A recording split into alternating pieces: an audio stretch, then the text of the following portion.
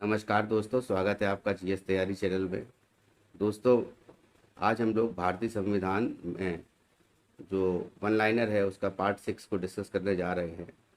इसमें संघराज क्षेत्र से संबंधित जो भी प्रावधान हैं संविधान में, है ना, भाग 8 में, उसके साथ साथ जो पंचायती राज है भाग 9 और नगर पालिकाएँ हैं भाग 9 का, इनके बारे में हम लोग डिस्कस करेंगे इस वन लाइनर सीरीज में जो 6 पार्ट है। ठीक है, तो स्टार्ट करते हैं।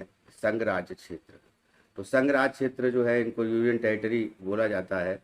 और ये जो यूनियन टेरिटरी है ये आर्टिकल 239 से 242, 239 से लेकर 242 के बीच में आते हैं भाग 8 में। ठीक है, और टोटल जो है अभी तक 8 जो हैं वो यूनियन टेरिटरीज है इंडिया में। पहले 7 थे। और मूल संविधान जब बना था तो क्या हुआ था कि जो ये अनुसूची 1 है जिसमें राज्यों का विवरण है, तो उसमें जो है मूल संविधान में ये राज्यों का उल्लेख था। 4 प्रकार के राज्यों का ABCD में उसको जो है डिफाइन किया गया था अलग अलग। और 1953 में जो है ये फजल अली जो न्यायमूर्ति थे उनको लेकर उनको जो है अध्यक्ष बनाया गया था, पहला राज्य पुनर्गठन आयोग जो बना था। ठीक है ना। फजल अली के बाद जो है संसद में राज्य पुनर्गठन अधिनियम ये पारित किया गया 1956 में। और हम देखते हैं कि 1956 में ही जो है हैदराबाद जो रियासत है उसको लेकर के वहाँ उसको मिलाने के बाद में जो पहला भाषाई राज्य बना था वो आंध्र प्रदेश था। ठीक है ना। इसी में हैदराबाद उसकी राजधानी थी। और हैदराबाद जो है एक्चुअली इसकी जो ये रियासत थी उसको जो है मिला लिया गया था भारत में।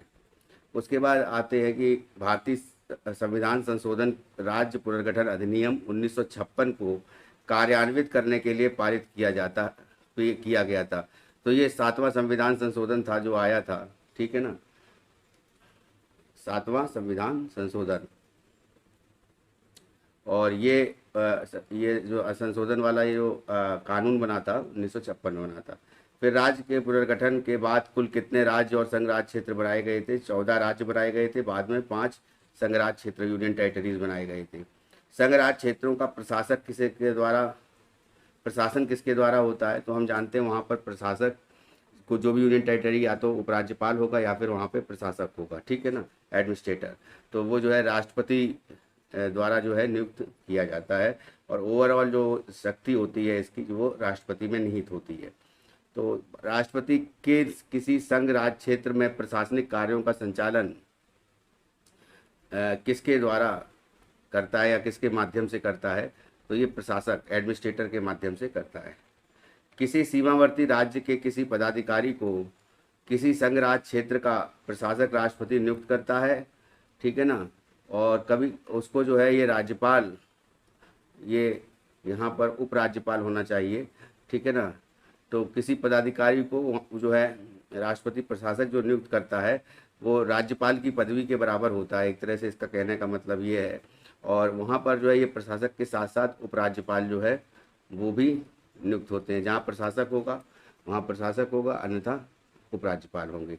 जैसे दिल्ली और पांडिचेरी में जो है अलग अलग उपराज्यपाल हैं। ठीक है। और दिल्ली के प्रशासक जो है दिल्ली प्रशासक नहीं बल्कि यहाँ पे उपराज्यपाल, प्रशासक को किस नाम से जाना जाता है इसमें लिखा गया है। तो हाँ, ये जो है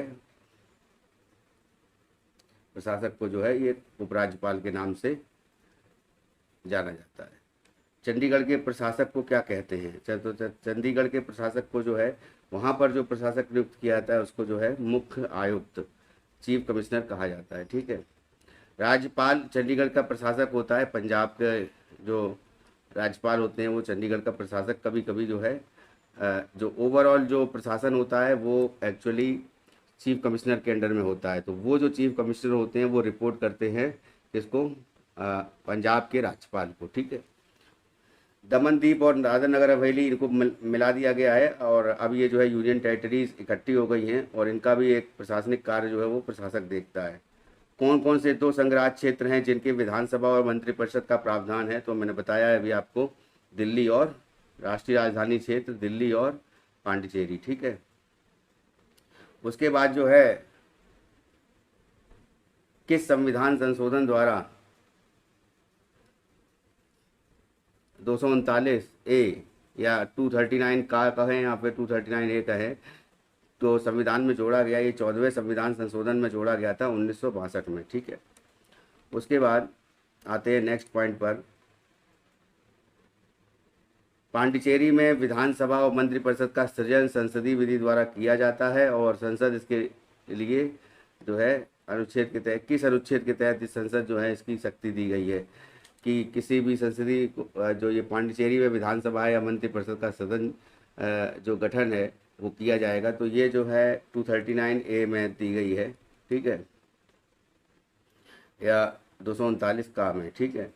और ये संघ राज्य क्षेत्र दिल्ली के बारे में विशेष प्रावधान ये 239 ए कह सकते हैं, उसके साथ साथ 239 बी, ये दोनों ही हैं, ठीक है ना। 239 ए एंड 239 बी, इसमें जो है ये आता है दिल्ली का प्रशासन।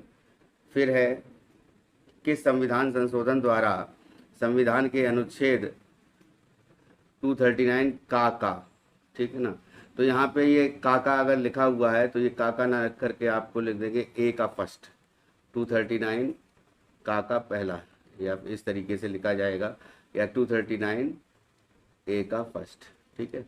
तो इसमें जो है और 239 ए का जो भाग 2 है उसमें जो है ये कब जोड़ा गया, तो ये क्वेश्चन जो है बहुत इंपॉर्टेंट है, इसको याद रखिएगा। दिल्ली को राष्ट्रीय राजधानी क्षेत्र कब बनाया गया था, तो उसमें जो है ये 1991 में जो है ये बनाया गया था और इस आर्टिकल के तहत बनाया गया था 239A1 और 239A2, या फिर 239 239 का 1 और 239 का 2, ठीक है। और ये जो है 69 जो है 69वां जो संविधान संशोधन अधिनियम है 1951 में आया, उसके द्वारा ये बनाया गया था। तो ये क्वेश्चन बहुत पूछा जाता है, एग्जाम्स में ही पूछा जाता है कि किसके तहत दिल्ली को राष्ट्रीय राजधानी क्षेत्र बनाया गया। ये बनाया गया 69th अमेंडमेंट एक्ट के तहत, ठीक है ना। तो ये याद रखिएगा, बहुत इंपॉर्टेंट क्वेश्चन है, आ जाता है एग्जाम में। वर्तमान में दिल्ली का आधिकारिक नाम है राष्ट्रीय राजधानी क्षेत्र दिल्ली। किस संविधान संशोधन द्वारा राज संघ राज्य क्षेत्र दिल्ली के विधानसभा और मंत्रिपरिषद का प्रावधान किया गया, तो 69th कॉन्स्टिट्यूशनल अमेंडमेंट एक्ट जो है 1931 के द्वारा 1991 के द्वारा किया गया। उपराज्यपाल की नियुक्ति जो है कौन करता है, दिल्ली के उपराज्यपाल की नियुक्ति राष्ट्रीय राजधानी क्षेत्र दिल्ली है, तो उपराष्ट्रपति जो है नियुक्ति करते हैं। और दिल्ली विधानसभा सदस्यों की संख्या कितनी है, तो ये दिल्ली विधानसभा सदस्यों की संख्या ये 70 है, ठीक है, मैक्सिमम। और राष्ट्रीय राजधानी क्षेत्र दिल्ली की विधानसभा को राज्य सूची में वर्णित किन किन विषयों पर जो है विधि बनाने का अधिकार नहीं है। अभी देखिए यहाँ पर मैंने बताया था आप लोग को पिछले वीडियो लेक्चर में कि जो राज्य संघ सूची है, राज्य सूची और संवर्ती सूची है, ये 7वें भाग में आती है, 7वीं अनुसूची में आती है, ठीक है। अब इसमें जो राज्य सूची है उसके जो प्रावधान इस तरह के हैं कि उन पर जो है केंद्र भी सरकार जो एक तरह से जो है कानून बना सकती है, वो राज्यसभा में जो है एक बिल पारित करके, ठीक है।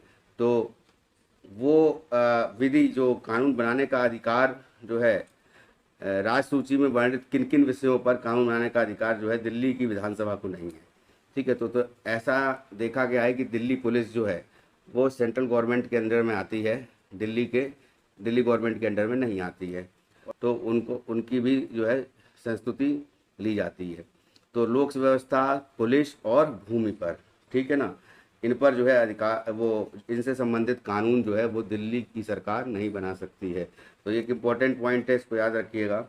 उसके बाद जो है नेक्स्ट पॉइंट पर आते हैं कि दिल्ली राजधानी क्षेत्र और पांडिचेरी के विधानसभा सदस्य राष्ट्रपति में निर्वाचन में भाग लेते हैं। तो किस संविधान संशोधन के तहत ये जो है किया गया कि दिल्ली और पांडिचेरी के विधानसभा के सदस्य जो है राष्ट्रपति के निर्वाचन में भाग लेंगे, तो ये अनुच्छेद 54 में जो है मैंने बताया है, जब राष्ट्रपति जिसमें वन लाइनर सीरीज जो थी हमारी सेकंड वाली, उसमें हमने बताया था कि अनुच्छेद 54 में ये विदित है कि राष्ट्रपति जो है उसके निर्वाचन मंडल में ये दोनों दिल्ली और पांडिचेरी के विधानसभा के सदस्य भी भाग लेंगे। तो ये जो है 70th अमेंडमेंट एक्ट हुआ था, ठीक है, दिल्ली का संविधान का 70th, है ना। और ये जो है 1991 में 1991 के तहत जो है ये किया गया था, ठीक है। तो और 69th वाला भी याद रखिएगा कि 69th में भी ये प्रावधान दिल्ली को राष्ट्रीय राजधानी क्षेत्र घोषित किया गया है, ठीक है। मुख्यमंत्री की नियुक्ति, दिल्ली के मुख्यमंत्री की नियुक्ति जो है ये राष्ट्रपति करता है, ये याद रखिएगा। यहाँ पे थोड़ा सा चेंजेस है, जितने भी राज्य हैं उनके मुख्यमंत्री की नियुक्ति जो है वो राज्यपाल के द्वारा जो है शपथ दिलाई जाती है। और जो नियुक्ति तो होती नहीं है, एक तरह से जो बहुमत दल की सरकार होती है और जिसके पास बहुमत होता है तो उसके हिसाब से जो है नियुक्ति जो है ये राज्यपाल के द्वारा की जाती है, ठीक है। और यहाँ पर जो है ये राष्ट्रपति के द्वारा है, ठीक है। मंत्रिपरिषद में मुख्यमंत्री सहित मंत्रियों की अधिकतम संख्या कितनी हो सकती है? तो 10% है, वही 7 मंत्री जो है मैक्सिमम हो सकते हैं, ठीक है। और दिल्ली के मुख्यमंत्री किसके प्रति उत्तरदायी होता है? ये इंपॉर्टेंट पॉइंट है, इसको याद रखिएगा कि दिल्ली का मुख्यमंत्री राष्ट्रपति के प्रति उत्तरदायी होता है। संसद द्वारा पारित किस अधिनियम के तहत पांडिचेरी विधानसभा और मंत्रिपरिषद का प्रावधान किया गया है? तो ये जो है अधिनियम जो है संघ राज्य क्षेत्र अधिनियम, शासन अधिनियम 1963। पांडिचेरी विधानसभा में कुल कितने सदस्य हैं? 30 हैं। पांडिचेरी और राष्ट्रीय राजधानी क्षेत्र दिल्ली की विधानसभा सदस्यों को कब राष्ट्रपति के निर्वाचक मंडल में शामिल किया गया था? तो ये 1992 में 70वें संविधान संशोधन में ये शामिल किया गया था, ठीक है। उसके बाद आते हैं, देखिए 1991 वाला जो है संविधान संशोधन वो 69th है अमेंडमेंट एक्ट।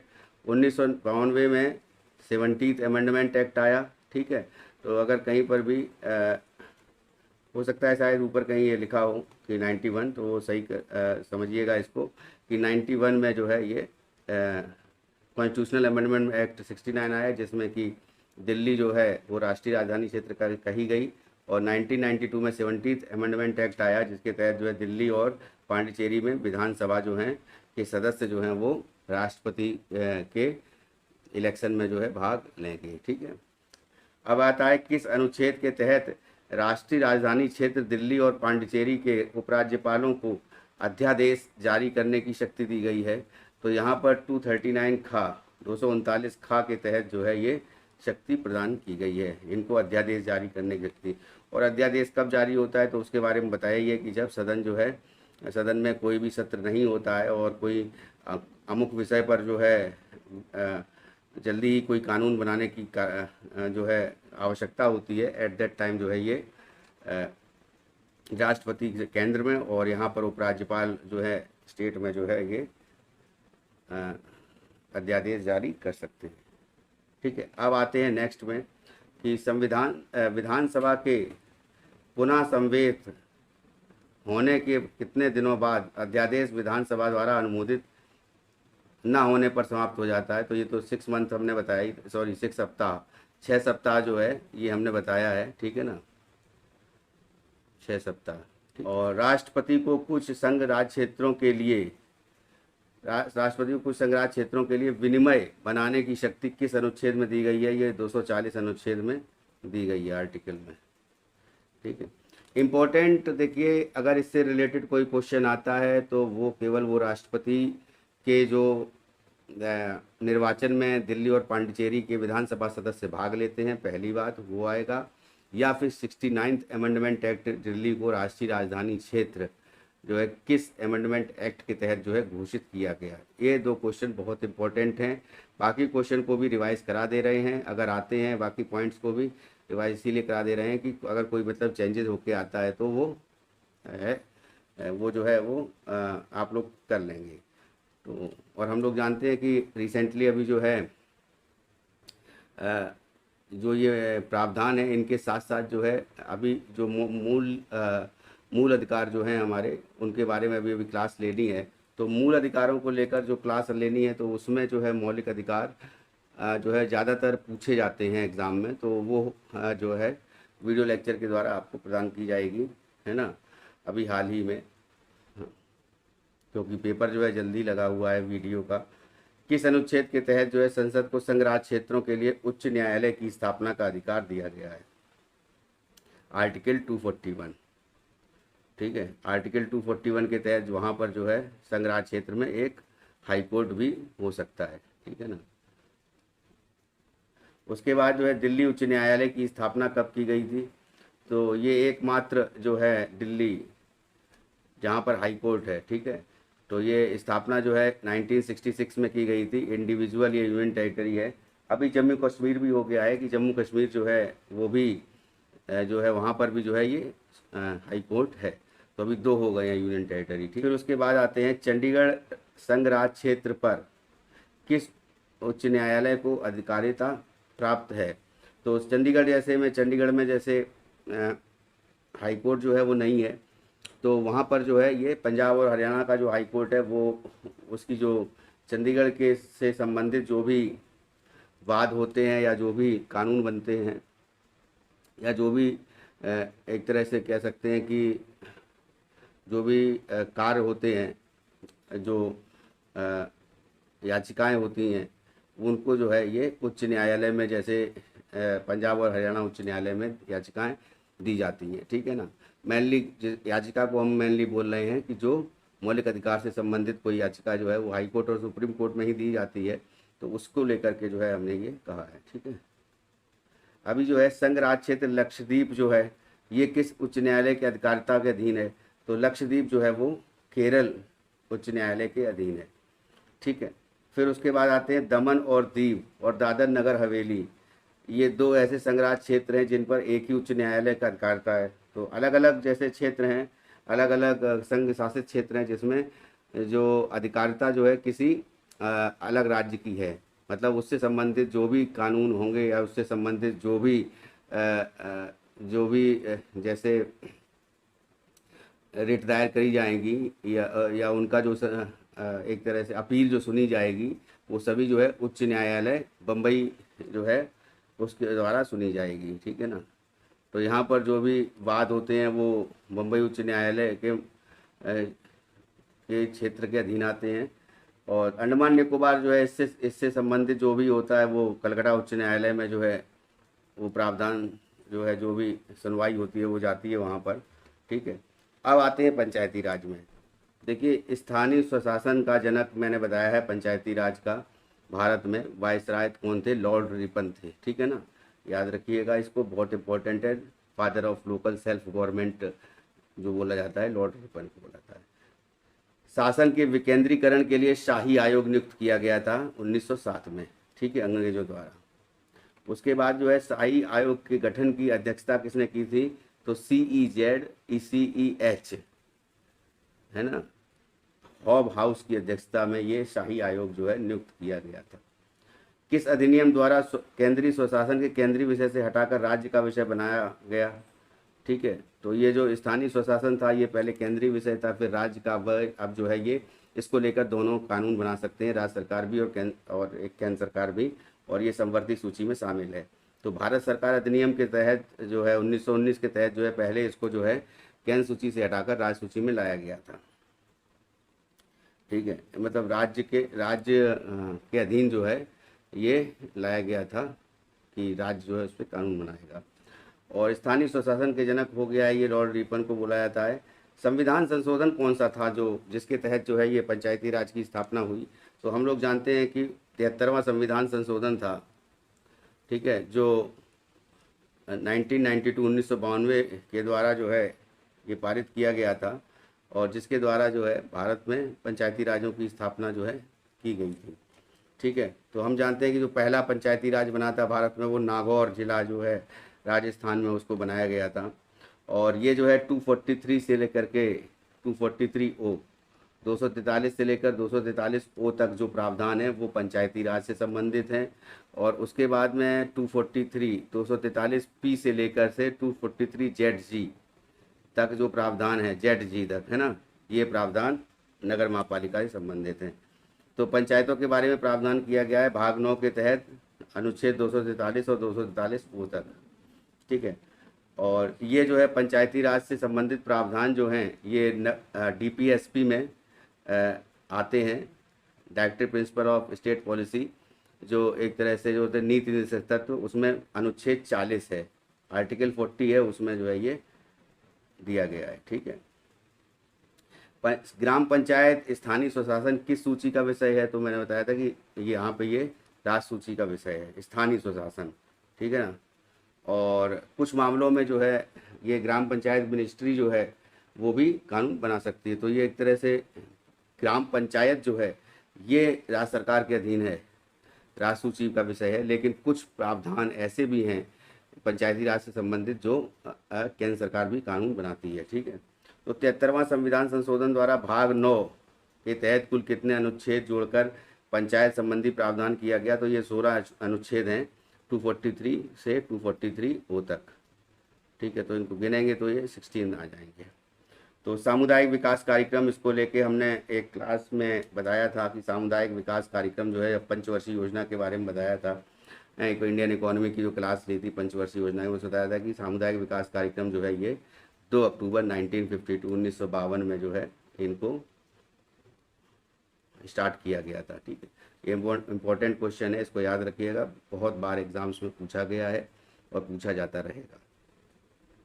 अब ये सामुदायिक विकास कार्यक्रम का उद्देश्य क्या था? ठीक है। तो सामुदायिक विकास कार्यक्रम का उद्देश्य देश के आर्थिक और सामाजिक विकास में जनता की भागीदारी सुनिश्चित करना। ठीक है ना। उसके बाद बलवंत राय मेहता कमेटी जो है उसके तहत जो है ये पंचायती राज का डेवलपमेंट स्टार्ट हुआ था। तो बलवंत राय मेहता कमेटी जो है पहली कमेटी थी जिसके द्वारा जो है ये पंचायती राज जो है स्टार्ट किया गया था, और इसका गठन जो है ये 1957 में किया गया था। उसके बाद अलग और भी समितियां आती हैं, त्रिस्तरीय जो है बोला गया था पंचायती राज में, जिला स्तर और खंड स्तर, और उसके बाद जो है ग्राम के स्तर पर। ठीक है ना। और उसके बाद जो है ये अशोक मेहता समिति आती है, फिर सिंघवी समिति आती है, सिंघवी के बाद थुंगन समिति आती है ना। तो ये तमाम समितियां जो हैं आती हैं और अलग अलग अपना प्रतिवेदन देती हैं, अलग अलग उनके ऊपर विचार किया जाता है। लेकिन पंचायती राज का जो मेन जो एक तरह से समिति है जिसके द्वारा पंचायती राज का गठन किया गया, वो बलवंत राय मेहता कमेटी जो है, इसको याद रखिएगा। यही केवल पूछा जाता है एग्ज़ाम में कि बलवंत राय मेहता कमेटी जो है ये किससे संबंधित है? तो ये पंचायती राज से संबंधित है, और ये 1957 में इसका गठन किया गया था। ठीक है। उसके बाद 73वां संविधान संशोधन भी पूछा जाता है ना। 73वां संविधान संशोधन जो है ये भी पंचायती राज को लेकर है। तो किस समिति ने सर्वप्रथम भारत में त्रिस्तरीय पंचायती राज व्यवस्था ये जो है प्रारंभ की थी, सिफारिश की थी इसकी? तो ये है बलवंत राय मेहता समिति। ठीक है। और लोकतांत्रिक विकेंद्रीकरण बोलते हैं इसको। लोकतांत्रिक विकेंद्रीकरण का मतलब ये है कि सारी पावर जो है, फेडरल सिस्टम इस तरह से नहीं होगा कि केवल सारी पावर जो है ये सेंट्रल गवर्नमेंट को ही जाए, इसमें जो है स्टेट गवर्नमेंट भी भागीदार है। तो लोकतांत्रिक विकेंद्रीकरण का मतलब ये है कि स्टेट गवर्नमेंट के भी नीचे जो ग्रामीण स्तर की समस्याएं हैं, जो उनकी मूलभूत समस्याएं हैं, जो स्वास्थ्य सेवा है या फिर शिक्षा है, शिक्षा के अलावा जल जो है स्वच्छ पानी जो है पीने को मिलना चाहिए, उसके साथ जो है खाद की जो कृषि एवं सिंचाई संबंधित जो भी समस्याएं हैं, उन समस्याओं के निराकरण के लिए वहाँ पर जो है पंचायती राज डेवलप किया गया, और जिसको जो है ग्राम सभा, और ग्राम सभा जो है ग्राम सभा का अध्यक्ष या एक तरह से जो चुनाव किया जाता है हर 5 साल में, प्रधान का या वहाँ के सरपंच का, तो वो बनाया गया। तो जो भी प्रॉब्लम्स होती हैं गांव को लेकर के वो सरपंच जो है सॉर्ट आउट करता है, और ग्राम विकास अधिकारी के साथ मिलकर के। ठीक है। तो लोकतांत्रिक विकेंद्रीकरण यही कहा गया कि केंद्र के पास सारी पावर्स नहीं होगी, हर चीज़ को जो है हर चीज़ों को लेकर के जो है कानून बनाने की प्रावधान जो है, कानून बनाने का प्रावधान केवल केंद्र का ना होकर, राज्य का ना होकर, बल्कि उनके साथ साथ जो है लोअर बॉडी जो निचली तरफ जो है निचले स्तर तक जो है ये जाना चाहिए। तो इसको विकेंद्रीकरण इसी को बोला गया है। और ये जो है बलवंत राय मेहता कमेटी जो है इम्पोर्टेंट थी इसको लेकर के, और इन्होंने जो बताया है कि ग्राम पंचायत होनी चाहिए। ठीक है ना, गाँव में। तो ग्राम सभा का मेंबर होना, तो ग्राम सभा क्या होती है? एक तरह से ग्राम सभा जो है ये जितने भी वोटर्स हैं, वोटर लिस्ट में जितना नाम है ग्राम में, गांव के नागरिक जो हैं वो सभी के सभी ग्राम पंचायत के अंतर्गत आते हैं, ग्राम सभा के अंतर्गत आते हैं। पंचायत समिति जो है ये ब्लॉक लेवल पे होती है, ब्लॉक लेवल पर, और इसमें जो है ये सेकंड बोला जाता है इसको। ब्लॉक लेवल की समस्याएं जितनी भी होंगी वो पंचायत समिति द्वारा निपटान किया जाएगा उनका। और उसके बाद जिला परिषद होती है जिला लेवल पर, ठीक है, डीएम के अंडर में होता है। उसके बाद 11वीं अनुसूची जो है ये इसके तहत पंचायतों के कार्य क्षेत्र में कुल कितने विषय दिए गए, ठीक है। तो ये जो है 29 विषय हैं जो अनुसूची में हैं, पंचायतों के कार्य क्षेत्र में आते हैं, ठीक है ना। और उसके बाद जो है पंचायती राज त्रिस्तरीय प्रणाली जो है 3 स्तर की, कौन कौन से स्तर हैं? तो ग्राम स्तर है, ग्राम पंचायत है, मध्यवर्ती खंड स्तर पर, है ना, जो कि विकास खंड होता है, और उसके बाद जो है जिला स्तर पर जिला पंचायत, ठीक है। और इससे पहले ये जो 29 विषय हैं जिन पर कानून जो है पंचायती राज मिनिस्ट्री बना सकती है, ठीक है ना, याद रखिएगा। उसके बाद किसी राज्य की जनसंख्या कितनी होने पर जो है उसको पंचायत का गठन आवश्यक नहीं है। अगर मध्यवर्ती स्तर पर यानी खंड लेवल पर जो है ये आवश्यक नहीं है, तो ये आएगा आपका 20 लाख से कम पर, ठीक है। अगर जो है 20 लाख से कम होने पर जो है जनसंख्या है तो उस राज्य क्षेत्र में जो है वो समवर्ती है, उस राज्य क्षेत्र में जो है खंड स्तर पर जो है ये पंचायती राज का गठन नहीं होगा, ठीक है। ओवरऑल 20 लाख बताया गया है, ठीक है। किसी क्षेत्र पंचायत का क्षेत्र कौन निर्धारित करता है? राज्य सरकार निर्धारित करती है। हम लोग जानते हैं कि इसका चुनाव जो है राज्य निर्वाचन आयोग करवाता है, ठीक है। और राज्य निर्वाचन आयोग जो पंचायती राज का चुनाव करवाता है या पंचायतों में प्रधान का चुनाव कराता है, इसका जो है संबंध किसी भी प्रकार से सेंट्रल जो इलेक्शन कमीशन है उससे नहीं है, ठीक है, याद रखिएगा। राज्य निर्वाचन आयोग जो है ये राज्य सरकार के अधीन, राज्यपाल के अधीन आता है यहाँ पर, ठीक है। इसका कोई भी कंट्रीब्यूशन जो है वो जो होता है वो लोकल गवर्नमेंट्स को लेकर के, जैसे ग्राम पंचायत को लेकर के, नगर महापालिका को लेकर के स्टेट में, या नगर निगम है, महापौर का चुनाव है, या वार्ड में जो है पार्षद का चुनाव है, इन सभी चीज़ को लेकर के ये निर्वाचन आयोग, राज्य निर्वाचन आयोग कानून मतलब चुनाव करवाता है, ठीक है। ग्राम पंचायत अध्यक्ष व सदस्य का चुनाव लड़ने के लिए मिनिमम एज कितनी है? 21 ईयर्स है, ठीक है। यहाँ पर याद रखिएगा, यहाँ पे अध्यक्ष और सदस्य की बात कर रहा है, तो ग्राम पंचायत अध्यक्ष व सदस्य का चुनाव जो लड़ने के लिए एज जो है कितनी है? 21 है, ये याद रखिएगा। 25 लगा के मत आइएगा, 25 लोकसभा और विधानसभा की है, ठीक है ना, एज। और 18 साल जो है 18 ईयर्स जो है वोटिंग राइट किसी को मिल जाता है कि वो वोट डाल सकता है, तो उसके लिए मतदाता बन सकता है। उसके लिए 18 वर्ष का आयु होना उसकी आवश्यक है। ये 61वें संविधान संशोधन के द्वारा ये किया गया था चेंज, ठीक है ना।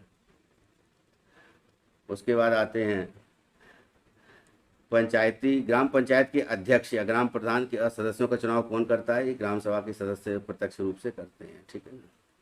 तो वही वोटिंग होती है, उसको ग्राम पंचायत में जो प्रधान के चुनाव होते हैं वो राज्य निर्वाचन आयोग कराता है, ठीक है। क्षेत्र पंचायत और जिला पंचायत के अध्यक्षों का चुनाव जो कौन करता है? ये जो है इनके सदस्य करते हैं। जिला पंचायत सदस्य चुने जाते हैं, क्षेत्र पंचायत सदस्य जिसको बोलते हैं एक तरह से पार्षद शहरी क्षेत्र में, और नगरी और जो ग्रामीण क्षेत्र में है वो क्षेत्र पंचायत के सदस्य ब्लॉक प्रमुख जो है बोला जाता है।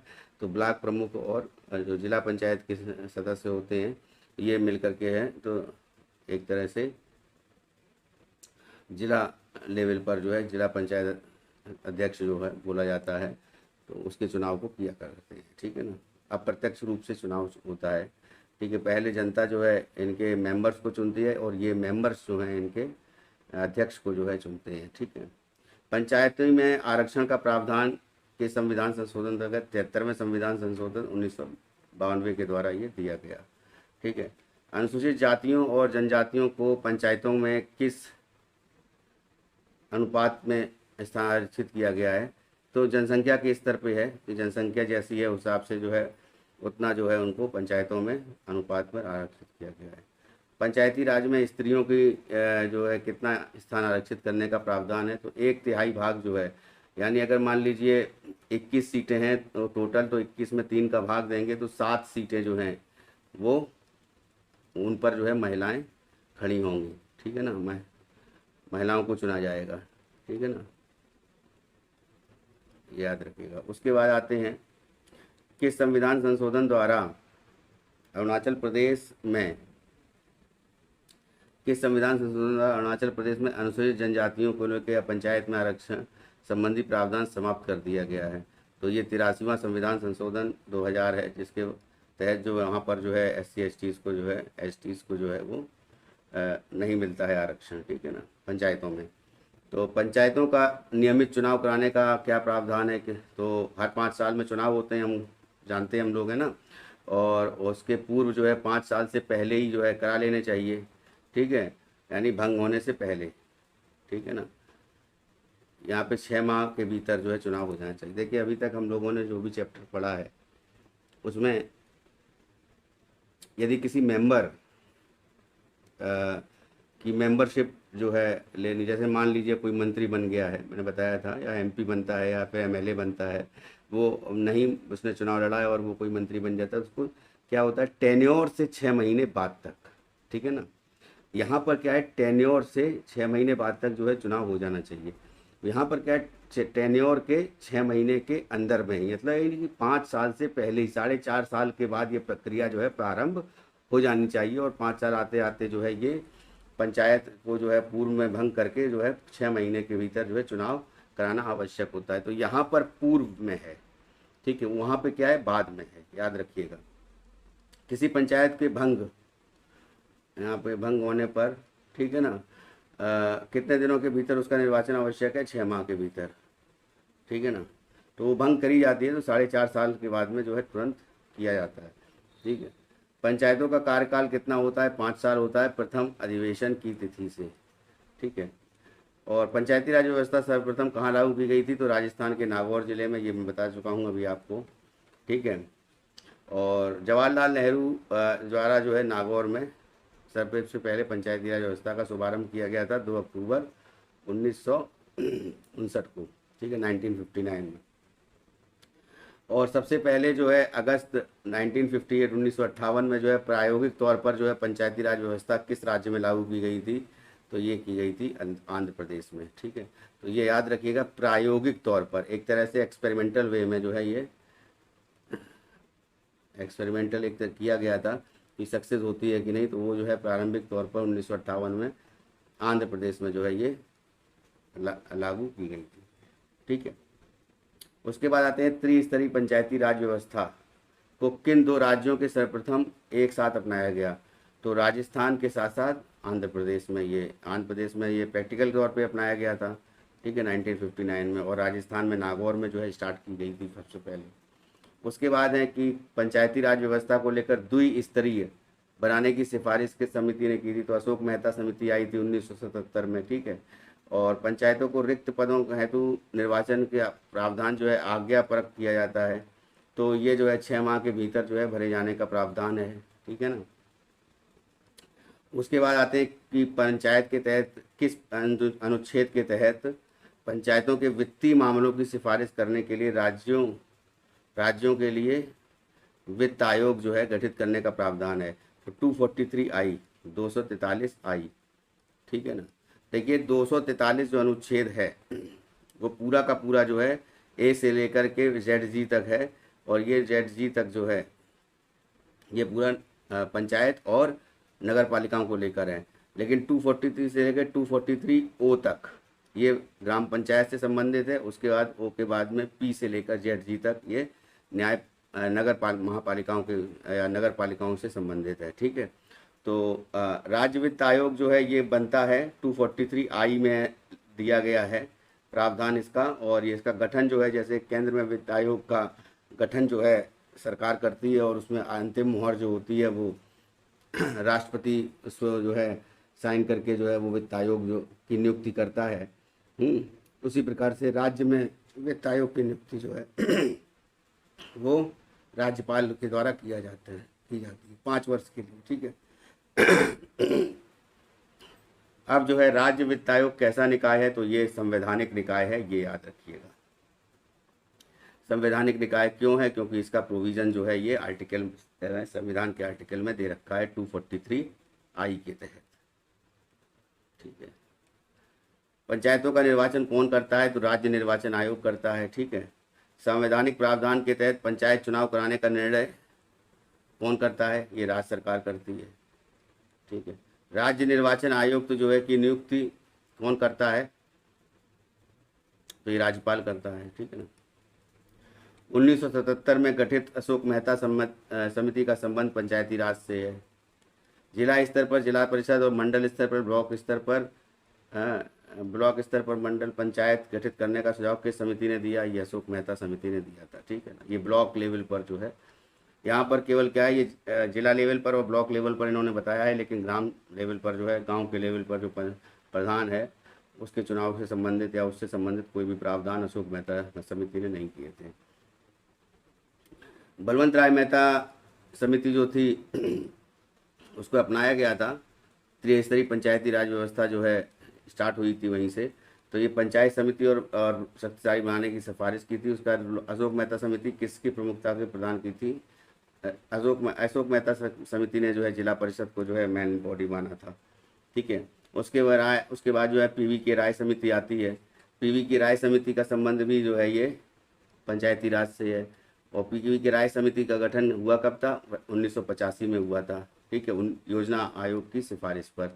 उसके बाद जो है पंचायती राज संस्थाओं को संवैधानिक स्थिति जो है किसने प्रदान करने की जो है किस समिति के तहत जो है किया गया था, ये LM सिंघवी समिति जो है ये 1986। इसको बहुत इंपॉर्टेंट है पॉइंट ये, इसको याद रखिएगा कि पंचायती राज संस्थाएं जो थी उनको संवैधानिक स्थिति, कॉन्स्टिट्यूशनल जो प्रावधान उसको दिया गया था, जब कॉन्स्टिट्यूशन में जब वो शामिल की गई थी, एक तरह से जैसे कह सकते हैं कि जो उनको लेकर जो अनुच्छेद स्थापित किए गए थे, तो वो जो है संवैधानिक स्थिति पंचायती राज संस्थाओं को LM सिंघवी समिति के द्वारा दी गई थी, ठीक है ना। और उसके तहत जो है नवीं अनुसूची में ये जोड़ा गया था। तो पंचायती राज व्यवस्था को लेकर ये जो समिति है, ये टोटल 5 समिति हैं। तो बलवंत राय मेहता समिति 1956 में, अशोक मेहता समिति 1977 में, पीवी के राय समिति 1985 में, LM सिंघवी समिति 1986 में, और उसके बाद में थुंगन समिति, PK थुंगन समिति 1988 में। ये याद रखिएगा, क्रम बिल्कुल याद रखिएगा। बलवंत राय मेहता कमेटी, फिर अशोक मेहता कमेटी आई 77 में, फिर पीवी के राय समिति आई 85 में, 86 में आई थी LM सिंघवी, और 88 में आई थी PK थुंगन। ईयर नहीं भी याद रखेंगे तब भी इनका सीक्वेंस याद रखिएगा। कभी कभी हायर एग्जाम्स जो लोग PCS देते हैं या IAS देते हैं उनमें पूछा जा सकता है, ठीक है। 1 डे एग्ज़ाम में तो जो है मेनली अभी तक पूछा गया है कि त्रिस्तरीय को लेकर के किसने पंचायती राज व्यवस्था कौन सी समिति थी, तो 1956 की जो समिति थी वो एक तरह से बलवंत राय मेहता समिति थी ना, यहाँ वाली, ठीक है। तो इसी के बारे में केवल क्वेश्चन आता है छोटे एग्जाम्स में 1 डे वाले में, ठीक है। किन राज्यों में एक स्तरीय पंचायती राज व्यवस्था, आप देखिए अलग अलग स्तरीय पंचायती राज व्यवस्था है। एक स्तरीय पंचायती राज व्यवस्था जो है वो केरल में है, जम्मू कश्मीर में है, त्रिपुरा, मणिपुर और सिक्किम में है, ठीक है। 2 स्तरीय पंचायत जो है असम में है, उड़ीसा में है, मध्य प्रदेश में है, कर्नाटक में है और हरियाणा में है 2 स्तरीय। और त्रिस्तरीय तो बचे हुए जितने भी राज्य सब में त्रिस्तरीय है, और एक राज्य ऐसा है जिसमें 4 स्तरीय है। तो 4 स्तरीय पंचायती राज व्यवस्था जो है ये कहाँ पे है, पश्चिम बंगाल में। ये याद रखिएगा, बहुत इंपॉर्टेंट पॉइंट है।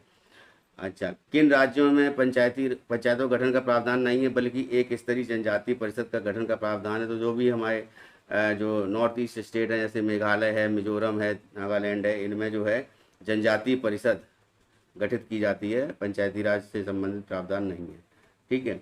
किस राज्य का राज्यपाल को उस राज्य की पंचायतों द्वारा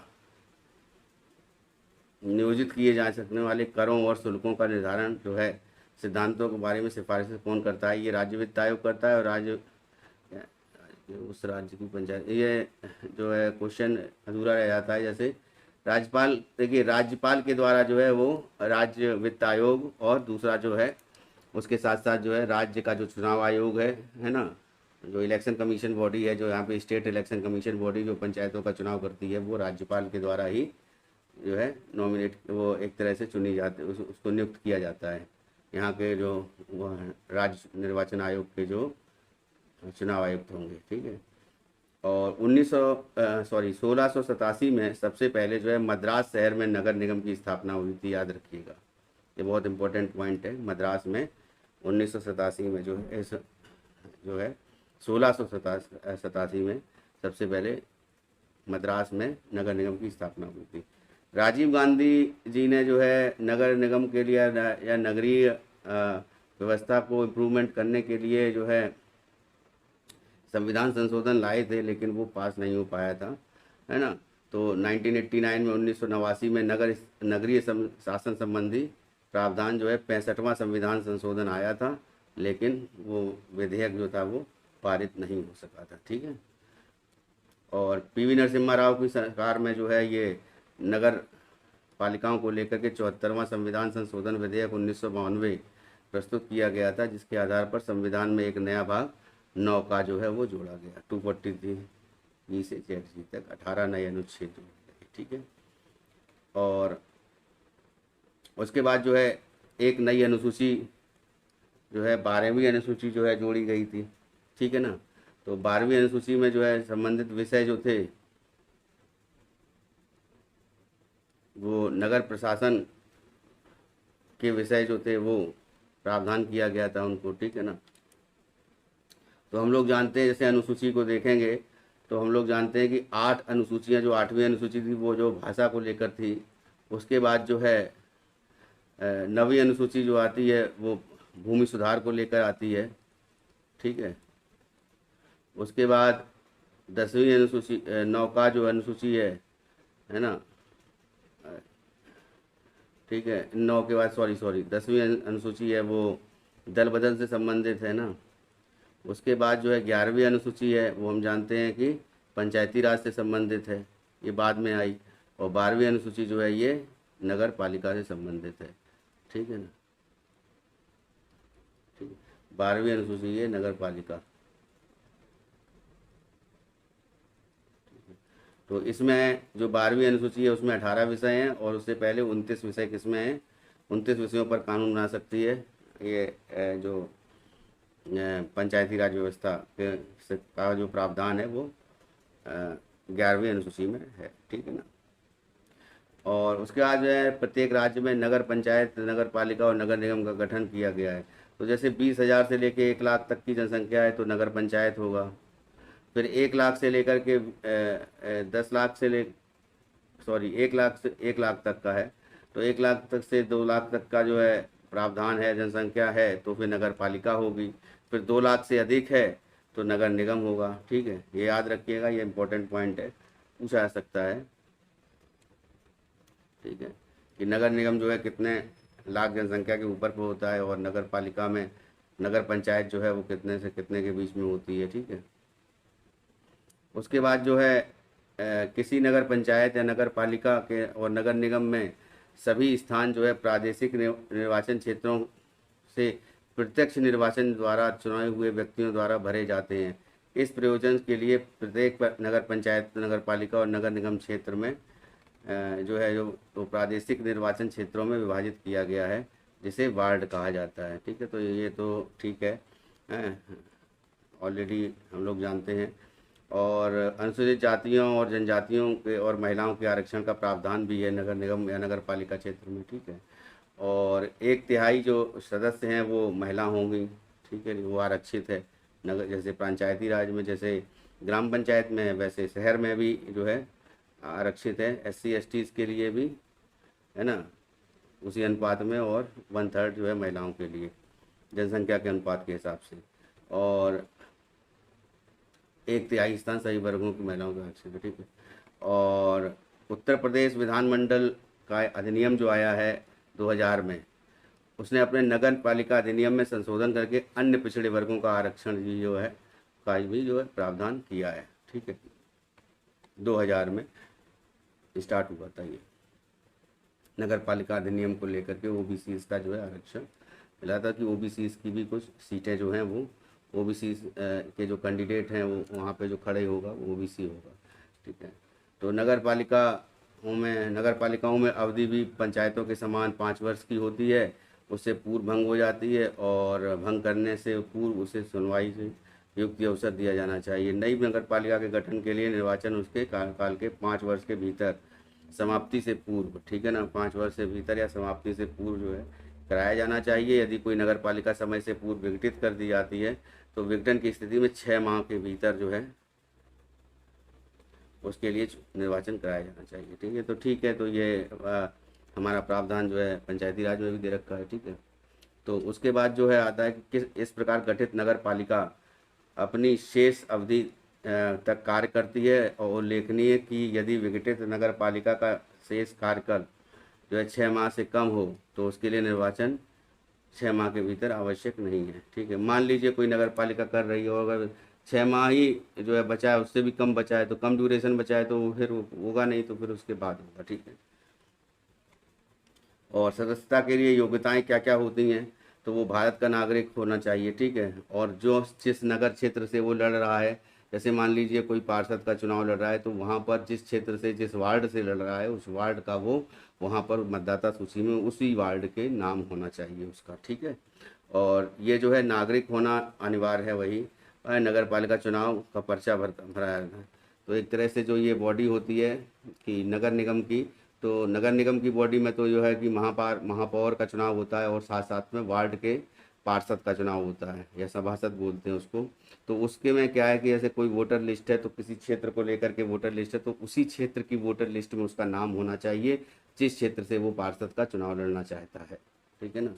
और वो होगा कैसे कि वहाँ पर जो है वो उसका घर होना चाहिए, ठीक है। और उसके जो रिलेटेड डॉक्यूमेंट्स हैं वो वहीं के होने चाहिए, एड्रेस होना चाहिए, दिवालिया या विकृति चित्र नहीं होना चाहिए, ठीक है। और न्यूनतम आयु कितनी है पंचायत चुनाव की भांति इसमें, या 21 वर्ष ही होती है, ठीक है।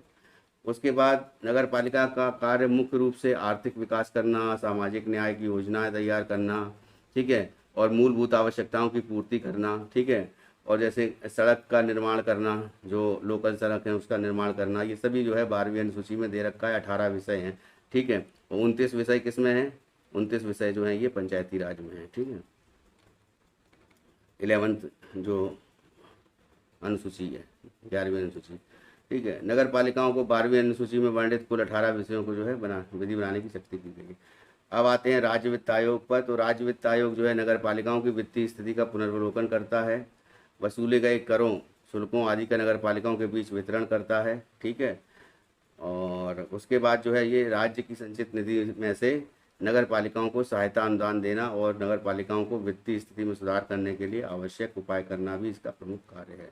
तो ये कौन सा, ये कहाँ से देता है, ये राज्य की संचित निधि से, ठीक है। और ये याद रखिएगा जो स्टेट गवर्नमेंट होती है, जैसे तो स्टेट गवर्नमेंट के सभी अधिकारियों को राज्य की संचित निधि से तनख्वाह मिलती है, ठीक है। वहाँ उनकी जो वेतन होगा वो राज्य की संचित निधि से मिलेगा।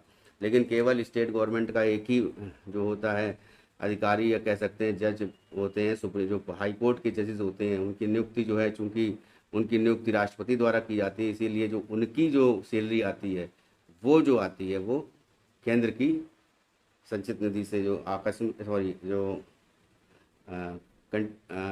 एक तरह से जो कंसोलिडेटेड फंड ऑफ इंडिया है, भारत की संचित निधि है, उससे वेतन उनको दिया जाता है, ठीक है। तो ये किनको दिया जाता है, हाई कोर्ट के जजेस को वेतन भारत की संचित निधि से दिया जाता है, ये याद रखिएगा। वहाँ पर राज्य की ये संचित निधि जो है काम नहीं करती है, ठीक है ना। और राज्य की संचित निधि से उनको नहीं दिया जाता है वेतन। और नगर पालिकाओं का निर्वाचन, अब जो है नगर पालिकाओं का निर्वाचन संबंधी प्रावधान जो है या इसके संचार, अधीक्षण, निर्देशन और नियंत्रण जो है राज्य निर्वाचन आयोग द्वारा किया जाता है। फिर जिला योजना समिति होती है। जिला योजना समिति जिला स्तर पर जो है वो जो भी काम होते हैं, आवश्यक काम, जो मूलभूत आवश्यकताएं होती हैं जिला स्तर पर, उनको जो है उनकी पूर्ति करता है। जिले की पंचायत और नगर पालिकाओं द्वारा बनाई गई योजनाओं को समेकित करती है, ठीक है ना। तो ये जो है जैसे ये जिस तरह से ये समिति ये पंचायतों के लेवल पे जो है या नगर पालिका के लेवल पे जो है कोई योजनाएं बनाई गई हैं, कि ये काम होना है तो उसको जो है उनकी संस्तुति जो है जिला नियोजन आयोजन समिति जिला योजना समिति के पास जाता है। जिला योजना समिति जो है उसको आगे प्रोसीड करती है, ठीक है, और उसे पूरे ज़िले के लिए विकास योजना का प्रारूप तैयार करती है, ठीक है ना, जो भी विकास होना है। और प्रत्येक महानगर क्षेत्र में, संपूर्ण महानगर क्षेत्र में, ठीक है, विकास योजना का प्रारूप तैयार कर महानगर योजना समिति होती है, ठीक है। तो जहाँ पर जिला होगा वहाँ जिला लेवल पर होगी, जहाँ पर महानगर होगा तो नगर महानगर योजना समिति होगी, ठीक है। और ये जो है 1793 का जो चार्टर अधिनियम आया था उसके तहत जो है मुंबई, कलकत्ता और मद्रास में महानगरों की के लिए नगर निगम स्थापित किया गया था, ठीक है। और हम जानते हैं पहला नगर निगम जो है वो मद्रास में स्थापित किया गया था 1793 के चार्टर अधिनियम द्वारा। किस अधिनियम द्वारा नगरीय प्रशासन के संबंध में स्पष्ट प्रावधान किया गया है? तो भारत शासन अधिनियम जो है इसके द्वारा जो है 1919 के द्वारा जो है नगरीय प्रशासन के संबंध में प्रावधान किया गया है। फिर है कि किस संविधान संशोधन द्वारा नगर पालिकाओं को संवैधानिक दर्जा जो है ये प्रदान किया गया है? तो नगर पालिकाओं को संवैधानिक दर्जा जो है ये संविधान संशोधन जो हुआ था 1992 में, उसके द्वारा जो है ये नगर पालिकाओं को संवैधानिक दर्जा प्रदान किया गया था। कौन सा संविधान संशोधन था? 1992 में ये था 74वां, 74th, ठीक है ना। और 73rd वाला था वो पंचायती राज को लेकर था। तो 74वां संविधान संशोधन जो है ये 1992 में आया था, जिसके तहत जो है इनको संवैधानिक दर्जा प्रदान किया गया नगर पालिकाओं को। और मैं बार बार फिर बता रहा हूँ कि 243P से लेकर 253ZG तक जो है प्रावधान जो है ZG, ठीक है ना, ZG तक जो प्रावधान है वो प्रावधान जो है ये नगर पालिकाओं को लेकर है, ठीक है। और भारत में सर्वप्रथम नगर निगम की स्थापना कहाँ हुई थी? तो 1687 में जो है सबसे पहले नगर निगम की स्थापना मद्रास में हुई थी। पंचायतों और नगर पालिकाओं के संबंध में किस वर्ष प्रदान किया गया था संविधान में? ठीक है, तो उनको जो है भारतीय संविधान में 1993 में जो है 73वां और 74वां संविधान संशोधन आया था, ठीक है ना, जिसके तहत जो है ये इसको जो है पूरी तरह से संवैधानिक बॉडी बना दी गई थी, ठीक है, संविधान में प्रावधान किया गया था। 74वां संविधान संशोधन जो है 1992 में आया था। तो उस समय जो है राष्ट्रपति कौन थे? तो डॉक्टर शंकर दयाल शर्मा राष्ट्रपति थे। और 20 अप्रैल 1993 को जो है ये संविधान संशोधन आया था। किस पार्टी की सरकार थी? कांग्रेस की सरकार थी। और एट दैट टाइम जो है चीफ मिनिस्टर थे, प्राइम मिनिस्टर थे पीवी नरसिम्हा राव, ठीक है। नगरीय शासन व्यवस्था किस सूची का विषय है? तो नगरीय शासन व्यवस्था ये राज्य सूची का विषय है, ठीक है। नगर पालिका के संबंध में प्रावधान भाग 9 का में 243P से लेकर ZG तक ये बता दिया है। और भारत में नगर पालिकाओं संबंधी संवैधानिक प्रावधान किस तिथि से लागू हुए? तो 1 जून 1993 से जो है ये लागू हुए थे, ठीक है। ये इंपॉर्टेंट पॉइंट है, इसको याद रखिएगा, ठीक है। उसके बाद है 74वां संविधान संशोधन भाग 9 का कितने अनुच्छेद जोड़े गए? मतलब एक तरह से कितने विषय जोड़े गए? तो 18 विषय जोड़े गए थे, ठीक है ना। और इसको लेकर के 243P से लेकर अगर आप जो है 243P से लेकर 243ZG तक गिनेंगे तो वो भी 18 अनुच्छेद ही आएंगे, ठीक है। और नगरीय स्वशासन हेतु किस संस्था के गठन का प्रावधान इस 74वें संविधान संशोधन के द्वारा किया गया था? नगर पंचायत, नगर पालिका और नगर निगम, ठीक है। और नगर पालिका सदस्य का चुनाव किस रीति से? प्रत्यक्ष नीति से किया जाता है, ठीक है ना। प्रत्यक्ष विधि से राज्य निर्वाचन आयोग जो है इसको करवाता है, कंडक्ट करवाता है चुनाव। किस क्षेत्र में विशेष ज्ञान रखने वाले व्यक्ति को नगर पालिका का सदस्य मनोनीत किया जा सकता है? तो नगर प्रशासन के क्षेत्र में जो है विशेष जिसको ज्ञान होगा तो एक तरह से मनोनीत किया जा सकता है, ठीक है। किनको राज्य विधानमंडल नगर पालिका का पदेन सदस्य बनाए जाने का प्रावधान है? तो लोकसभा, राज्यसभा और विधानसभा, विधान परिषदों के सदस्यों को जो है इसका पदेन सदस्य जो है बनाया जा सकता है, ठीक है, नगर पालिका का, विधानमंडल का। और अनुच्छेद के तहत, किस अनुच्छेद के तहत जो है ये नगर पालिकाओं में आरक्षण संबंधी प्रावधान है? तो ये 243T तक जो है ये आरक्षण संबंधी प्रावधान है। नगर पालिकाओं में महिलाओं के कुल कितना स्थान आरक्षित किया गया है?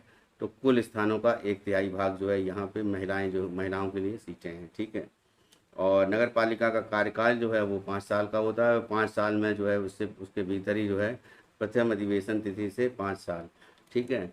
और उसके बाद जो है ये 5 साल से पहले ही जो है इसको डिसॉल्व करके जो है वो चुनाव किए जाते हैं, ठीक है। ताकि ये जो वहाँ का जो महापौर है या फिर जो वार्ड का सदस्य है या पार्षद है उसका टेन्योर जो है पूरा होने से पहले नया जो है पर्सन आ जाए, ठीक है। तो इस तरीके से हम लोगों ने इस वीडियो लेक्चर में जो है पंचायती राज को समझा, ठीक है। पंचायती राज व्यवस्था को, नगर पालिकाओं को समझा, नगर निगम को समझा, और संघ राज क्षेत्रों में जो मैंने बताया कि खासकर जो एक क्वेश्चन है संघ राज क्षेत्रों से बहुत बार जो है आ चुका है, वो 69th अमेंडमेंट एक्ट है, जिसके तहत जो है दिल्ली को राष्ट्रीय राजधानी क्षेत्र बनाया गया, तो वो याद रखिएगा। नगर पंचायतों को के साथ साथ जो है मूल रूप से जो है पंचायती राज स्तर में जो है किस अनुसूची में है, तो 11वीं और 12वीं अनुसूची में ये दोनों चीज़ें दे रखी हैं। पंचायत और नगर पंचायत दे रखा है 12वीं में, और जो ग्रामीण स्तर पर दे रखा है वो ग्राम पंचायत वो 11वीं अनुसूची में, ठीक है। तो इस तरीके से हम लोगों ने संविधान के कुछ इम्पोर्टेंट पॉइंट्स डिस्कस किए। संविधान संशोधन जो है ये 268 आर्टिकल जो है 368 जो आर्टिकल जो है उसमें जो है संविधान संशोधन आता है।